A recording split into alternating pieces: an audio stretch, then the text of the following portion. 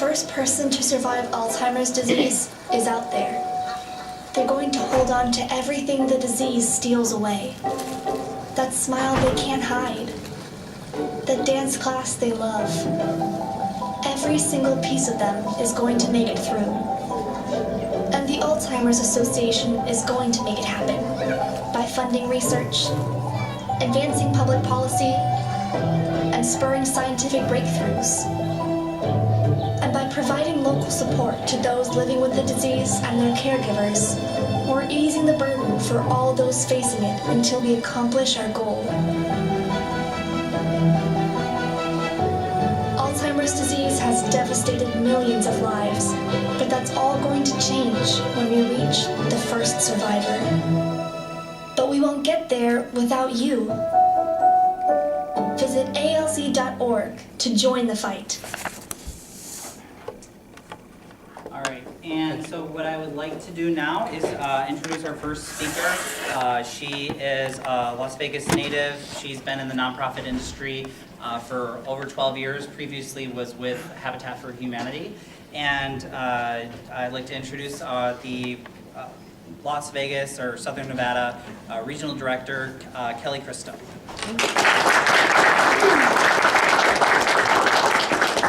Thank you, Brian, and thank you to all of you for being here and letting us come take up your fun time to talk about something that's not so fun. So what I'd like to start off with is just ask a quick question. Any of you caregiver or experience anybody with Alzheimer's? Oh, okay. So there are more than 5 million Americans living with this disease. Every 66 seconds, someone in the U.S. is diagnosed with Alzheimer's disease, and at the time there is no cure. So this is a really, really tough subject to talk about, but we want to encourage everyone to talk about it. Planning is important, and that's what we at the Alzheimer's help you guys to do, and everyone in our community. One of the most surprising statistics that I always talk about is the caregivers. We often focus on the person living with dementia or Alzheimer's, and we lose focus of that caregiver that's caring for their loved one. That's a really tough position to be in. We also refer to something called the sandwich generation, which is what we're seeing most common today.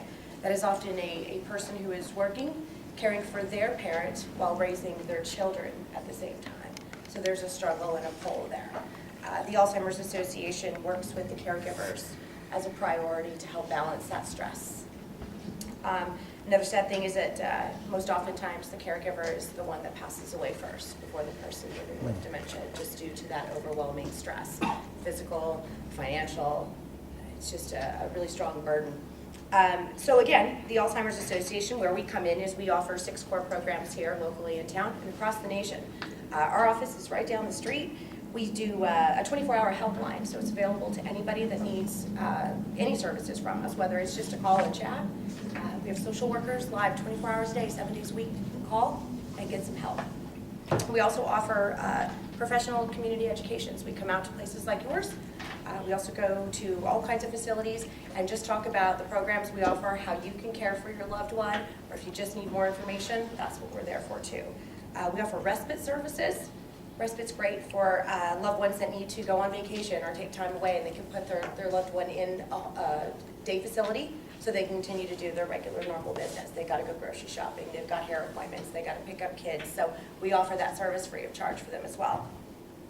I have 7 FCCs, which are our family care consultants that work for me. What they do is they are the one-to-one consultations provided for caregivers and for persons with dementia. So they do a development care plan from start to finish on the journey. They try to work with you on planning finances, planning all of the things that are going to happen on this journey, because they're not easy and we do not know what that journey looks like for everyone. It is different. With that being said, I've brought 2 guests with me today that I think you'll really like to hear their story. So I'm not going to spend a whole lot of time talking about all the downside of the disease. I want you to hear from them and what their journey's been like, because it's been amazing for both of them. The most important piece is we hold an annual event, which is our Walk to End Alzheimer's, which is coming up October 28th. Right here at Town Square. And that's an event where we raise funds that continue to support the mission and the care and the research for this program and all the programs that we provide. All of our services at the Alzheimer's Association are free. so that walk and the funds that we raise at the walk continue those programs in the community. So today I would like to first introduce you to Cosey Long, who, dear friend of mine, we met and her story just amazed me. She was a caregiver for her mother and her father, who both passed away. She's an only child, so to have to go through this alone was a really tough journey for her, but she is here today to talk about her story and let you know what her journey was like. So please help me welcome Cosey Long.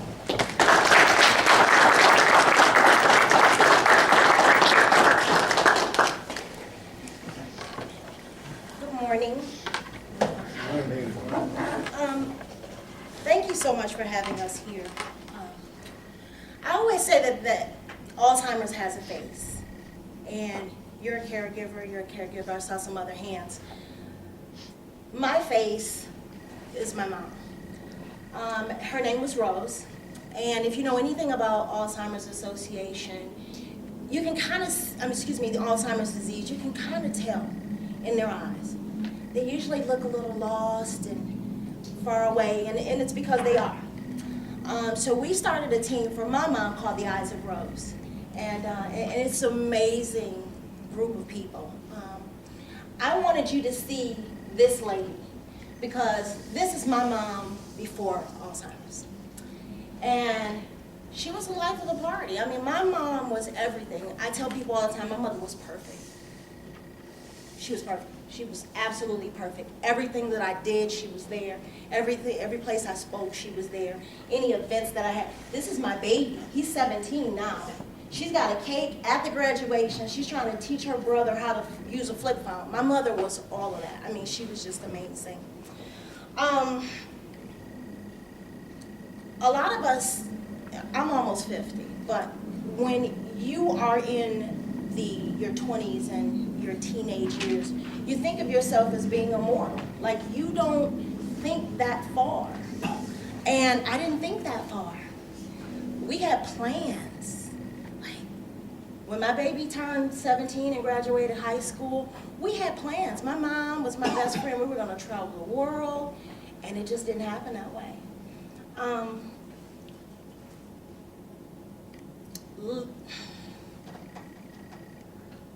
Alzheimer's began for my mom January 13th, 2008.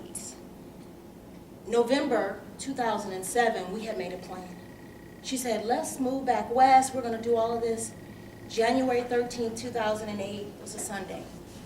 And I did my regular, normal thing like I always do. I went to church, I came home, I was getting ready to prepare dinner, and I was getting ready to call her to tell her what time dinner was going to be ready.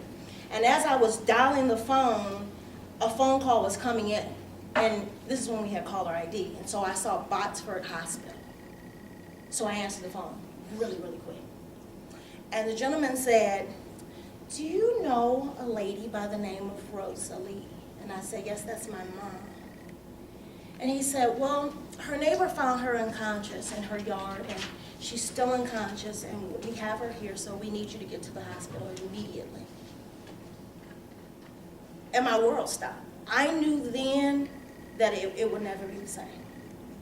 I hung up the phone, and I just kind of slid down the wall and cried and tried to figure out what I need to do. I got in the car, and I'm driving and driving. It seemed like I was driving for hours until I realized I was at the wrong hospital. Like, I was on autopilot. So when I finally got to the hospital, she was unconscious. See that lost look in the eyes? I'm sorry, I'm going to just kind of go away a little bit. You see this lost look? They're lost. And something about Alzheimer's disease is when they get stuck, a doctor told me that how it happens is they have memories. Like before 85, my mom was good, she was sharp. Anything after 85 was sporadic. So what happens is with that disease, they go back and erase different memories. So they'll erase this part and then this part, but then they'll go back and erase the parts that they didn't erase until there is no more. And Alzheimer's is so aggressive that it grabs your loved one and it doesn't let go until there's nothing left. It's so disgusting disease.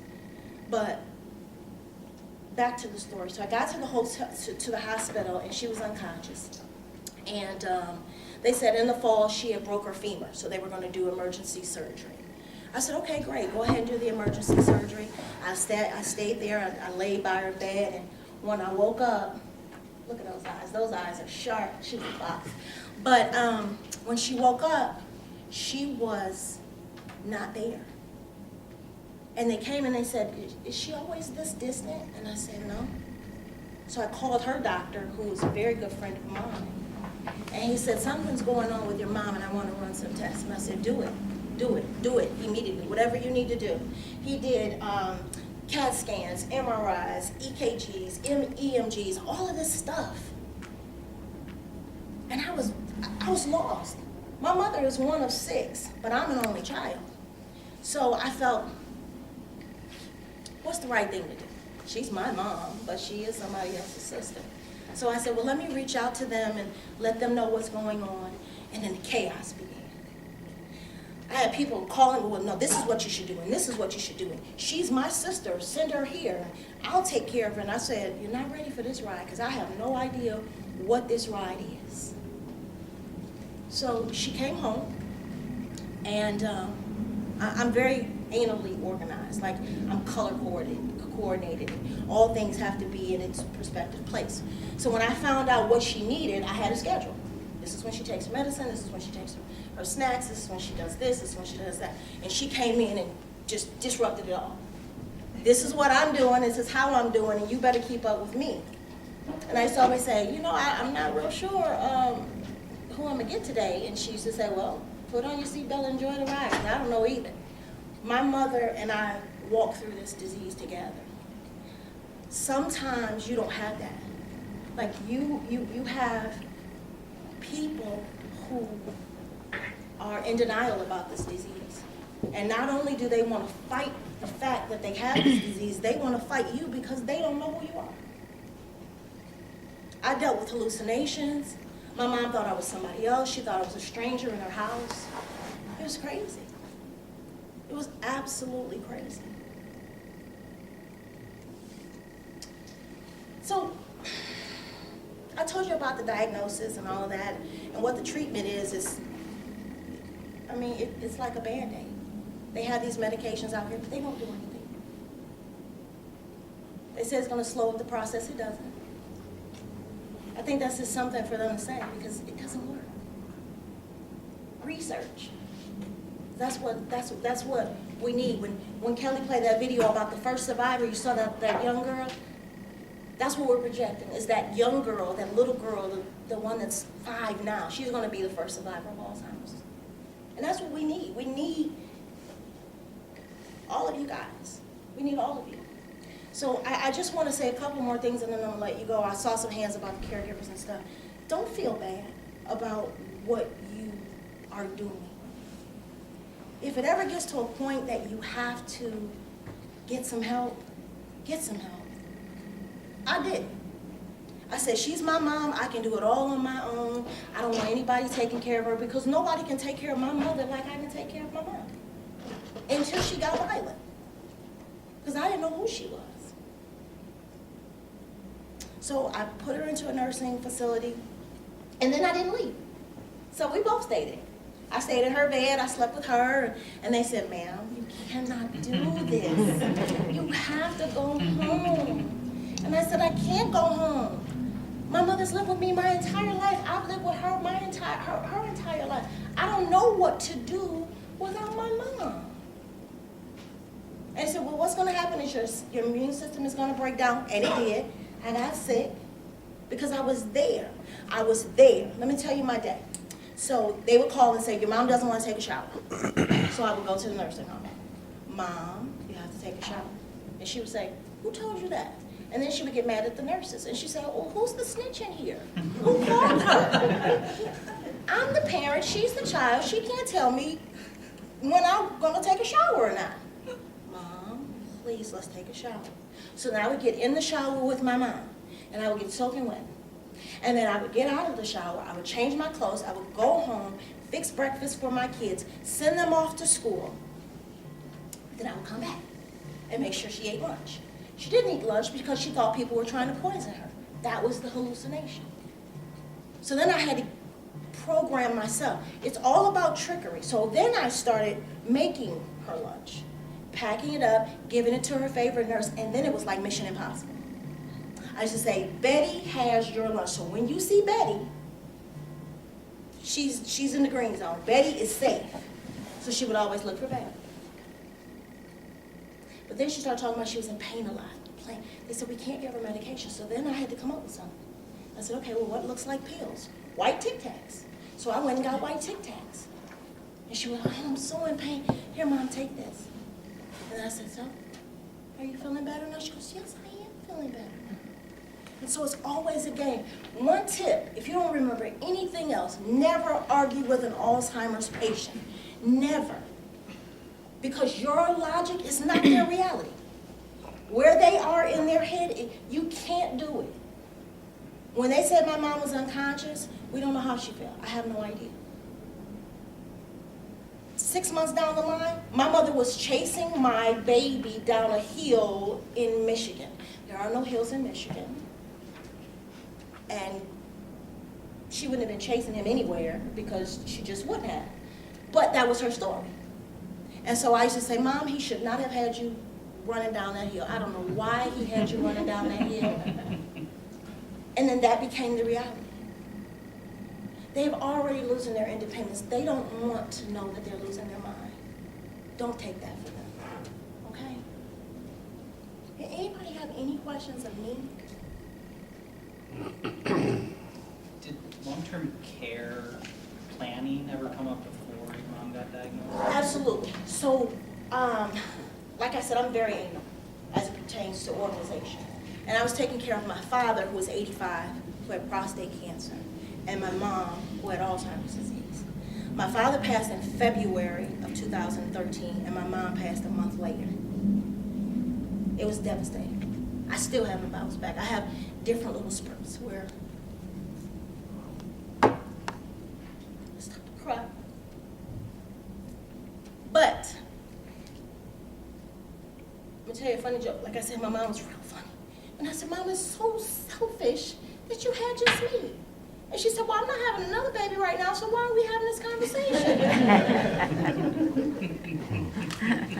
So I wanted to make sure that my children didn't have that burden. And I actually have estate planning with you guys. And it's amazing. Because you don't think about that stuff. You don't think about life insurance. You don't think about estate planning. You don't think about those things because you think you're immortal. You're not. You have to put these things in place because it's not fair to your loved ones. Because not only are they mourning the loss of you, now they've got to figure out, okay, well, what bills does she have, and what's this, and what that, and what's this. And I wanted to make sure my mom, even though she was gone, that her name wasn't tarnished. So I started paying off her credit and all of that other stuff just because she was the queen and I always called her that, so I wanted to make sure that that legacy went on. But you want to make sure, guys, if you don't have estate planning, talk to someone, because when you leave here, your stuff goes to probate. So somebody that does not know you can argue with your loved ones about your stuff. And the best thing to do for me was a trust. Because once you do a trust and you write it, that's it. The government can't say it, the state can't say it, the probate can't say it, nobody can say anything. Once you put it in the trust and you write it and that's what it is, that's what it is. So you guys are in this business, you know more than I do. But I definitely wanted to say that because my mom did not have what she could have had. Meaning, had she left here, you know, things could have been taken care of to a level where there would be no worries. That didn't happen. However, I had no worries as it pertained to her funeral arrangements and things like that. So don't think you're immortal. We see from this situation here at the Mandalay Bay, people went to go and watch a concert, and then they're gone, just like that. So yes, talk to her. Let her write a policy for you, and you talk to her, and you guys get that stuff together. Because when you're gone, you're gone. So I'm done off my soapbox, but do you guys have any other questions for me? Any? Okay. Well, thank you so much.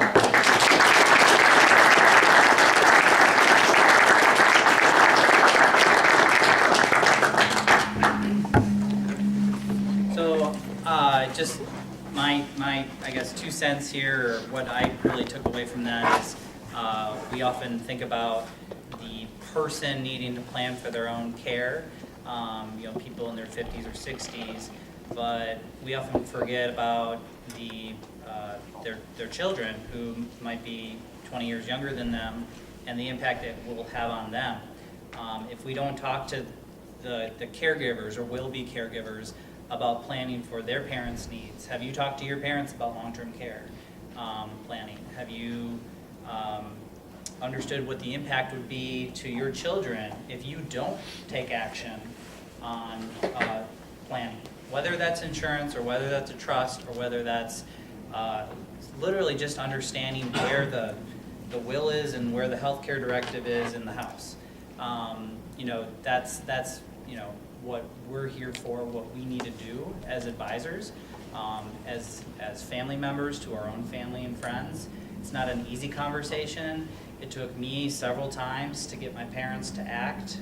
It may not go well the first time. It may fall on deaf ears for a few times, but that's really the message here. So just want to make sure we are being conscious of time, but does anybody else have a comment or a question on caregivers? Okay, so would like to introduce our next speaker, Nancy. She is a 2-time author, and she is actually living with the disease, and she is also a local here. Please give Nancy a warm welcome.